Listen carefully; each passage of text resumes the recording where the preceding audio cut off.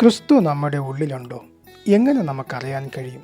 യേശു ക്രിസ്തുവിനെ ഞാൻ ഹൃദയം കൊണ്ട് വിശ്വസിക്കുമ്പോൾ യേശുവിൻ്റെ ആത്മാവ് എൻ്റെ ആത്മാവിൽ വസിക്കുകയാണ്. ആ സത്യമാണ് ദൈവം നമുക്ക് നിത്യജീവൻ തന്നത്. ആ ജീവൻ യേശു ക്രിസ്തുവിലുണ്ട്. ക്രിസ്തുവിലുള്ളവന് ജീവനുണ്ട്. ക്രിസ്തുവിൽ വിശ്വസിക്കാത്തവന് ജീവനില്ല. നമ്മൾ വിശ്വാസികളോട് ചോദിച്ചാൽ യേശു കൂടെ ഉണ്ടോ എന്ന് ചോദിച്ചാൽ ഉണ്ടെന്ന് പറയും. എങ്ങനെയെന്ന് ചോദിച്ചാൽ പൂർണ്ണമായൊരു ഉത്തരം പറയാൻ സാധ്യമാവാത്ത വിധത്തിലായിരിക്കും സംസാരിക്കുന്നത്. യേശുക്രിസ്തു എന്നിലുണ്ടെങ്കിൽ പൂർണ്ണമായുള്ളൊരു ബോധ്യം, ഉറപ്പും വിശ്വാസവും നമുക്കുണ്ടാകും.